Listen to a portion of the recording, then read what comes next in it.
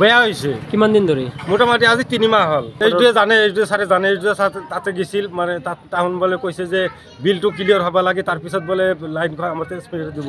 বিলখন ক্লিয়ার হব লাগে। আমি ইয়াতে মোটামুটি 200-250 ঘর মানুহ ইয়াতে লাইন লৈছোঁ। আমি 200 ঘর মানুহ কমসে কম আমি বিল ক্লিয়ার আছে আমার। আমি এই 40-50 জন মানুহৰ কাৰণে আমি কিমান দিন হলে আমি হাৰাশ দি আছোঁ। আমি দোকান কৰা মানুহ, আমাৰ ঘৰত পঢ়া লেখাপঢ়া কৰা মানুহ, আমি মানে চলিবলগীয়া এতেন লেখাপঢ়া কৰিব নোৱাৰে, মেণ্টেল জ্বলাই কি আৰু মানে লেখাপঢ়া কৰিব পাৰে। আমি কিমান কষ্ট কৰি আছোঁ। আমি মানে ইয়াতে আমাৰ যিটো ছাৰ আমাৰ ইয়াতে আহিছিল, গাইবান্ধাত আহিছে, আহি চাই গেছে, তথাপি আজিলৈকে আমাৰ কোনো ব্যৱস্থা হোৱা নাই। বহুদিন হল 3 মাহ হল আমার লাইনটো নাইকিয়া হয়েছে গাইবান্ধা চকত। কারণ দুঃখর বিষয়, কারণ আমি বহুতবার এইচডি ছাৰক বা ডিজিএমক, এজিএমক বা আমাৰ সৰ্বসমষ্টি যিটো মাননীয় বিধায়কক লগ ধৰা হৈছিল, কেইবাবাৰো লগ ধৰা হৈছিল।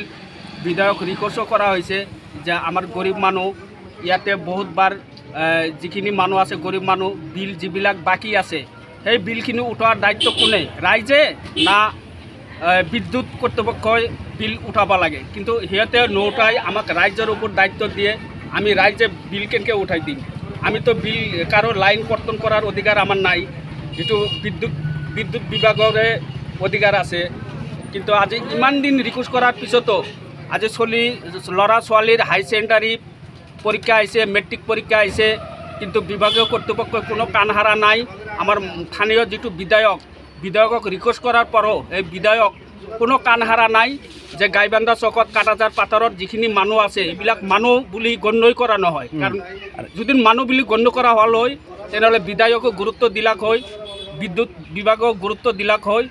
আমাৰ ইটোৱে ৰিকুৱেষ্ট যাতে যিমান সোনকালে পাৰে আমাক যাতে গাইবান্ধা চকত লাইনটো দি ল'ৰা ছোৱালীৰ ভৱিষ্যত উজ্জ্বল কামনা কৰে। যে মেট্ৰিক পৰীক্ষা আছে, হায়াৰ সেকেন্ডাৰি পৰীক্ষা আছে মাৰ্চত, যাতে ল'ৰা ছোৱালী পঙ্গু নহয়। আর এই পঙ্গু হলে এই পঙ্গুর দায়বদ্ধ বিধায়ক হব লাগিব।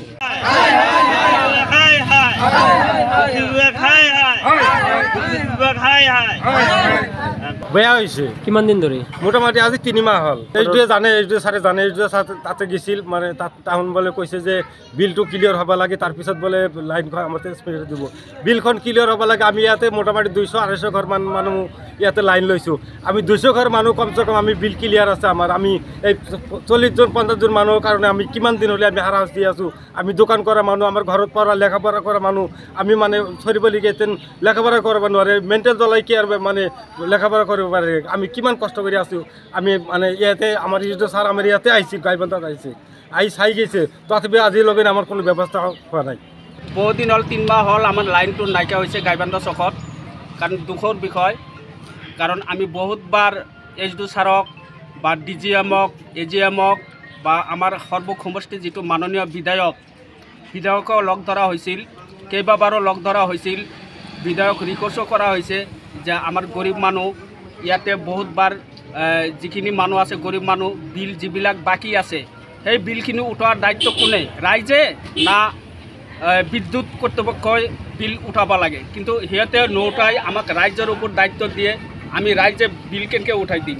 আমি তো বিল কারো লাইন কর্তন করার অধিকার আমার নাই, যেটো বিদ্যুৎ বিভাগরে অধিকার আছে।